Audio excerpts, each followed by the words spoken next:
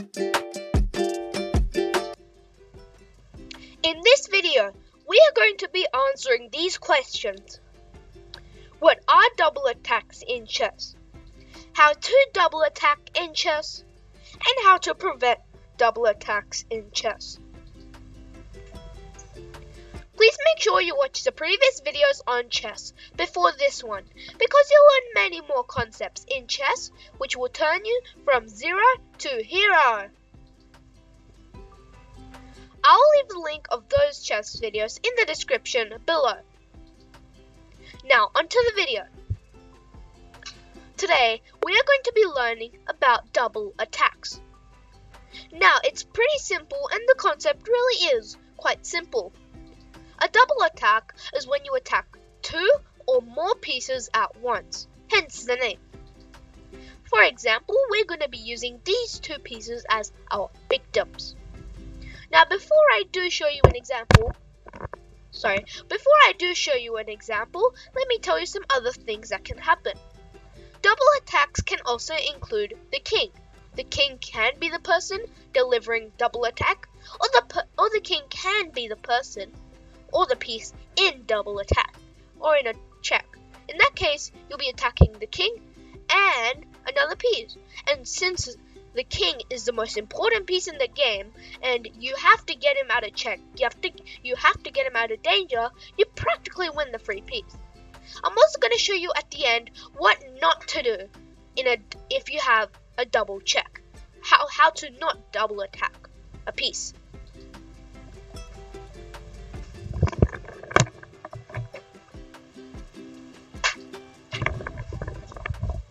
Now, let's get into the first example.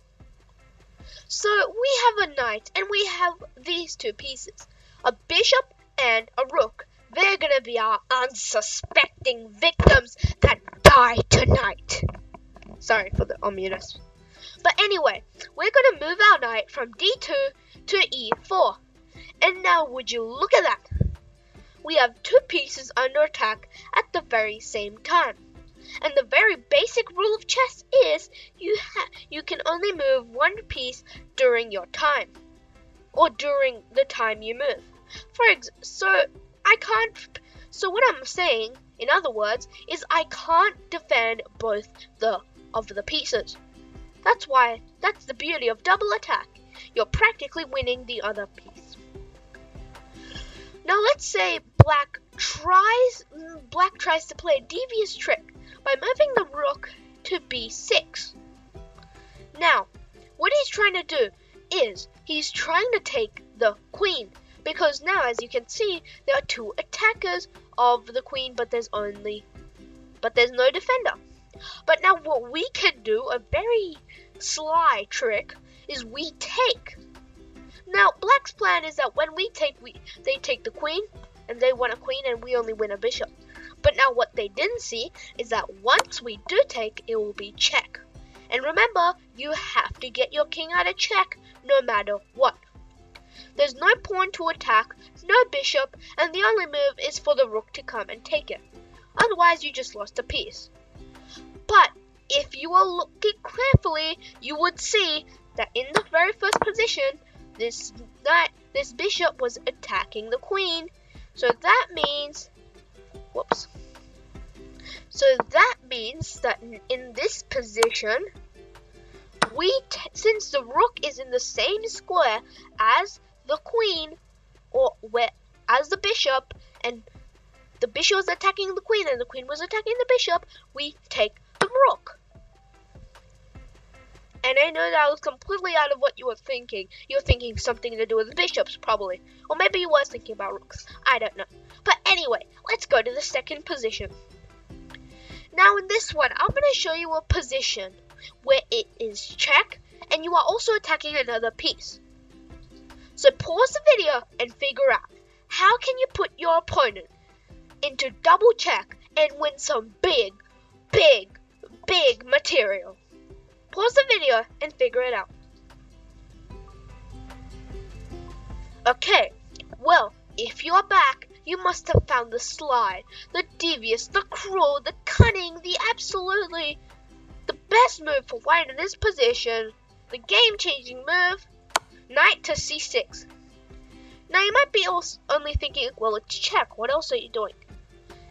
You're not attacking anything. But remember, knight can go in an L shape in all directions. Whoops. Like this, or this, or this, or this. Now you probably might have seen that the knight is also attacking the queen as well, which is why this is such a beautiful double check. Now, since we are attacking the king has to get himself out of danger. There's no real way to block a knight because knights can jump over any piece. If you don't know that, go watch my video on knights. I'll leave a link in the description below. So let's say the king moves anywhere to any old square, doesn't matter, because in the next turn we're gobbling up that delicious juicy queen. And if they do take, oh, they took, because now we want a queen. Okay, in the third example, I'm going to show you when you shouldn't do a double attack. White has watched half of my video about what double checks are, and then paused off and decided to play a chess game to try and figure that out. Let's call White Jimmy. Now Jimmy moves the bishop to e5 because it's attacking the king. And remember, you have to get the king out of danger. That's what Jimmy thinks. He thinks that he's going to win this bishop because the king has to get himself out of danger by running away and blocking. But CPR is 3 letters, a 3-letter acronym, and each letter stands for a word. It's not PR, protect and run away. It's CPR. C stands for capture. Two bishops on the same color are having a staring contest, and White's bishop blinked first and Black took. And now we just lost a bishop, a perfectly good, fine, good, handsome bishop. Now you might also be thinking, well, can't Black take now? I mean, if we play any old move, let's say we slide the rook over, Black will just take. But remember, we have pawns here too, and these pawns can also attack. Now you might be thinking, well, Black can also take back too. I mean, there were 2 pieces attacking it, but there's also 2 pieces defending the bishop. And you know what the rule is? If there's the same amount of pieces attacking and defending a certain piece, the defending side is always good to go. If you haven't watched that video, I'll leave a link to the description below.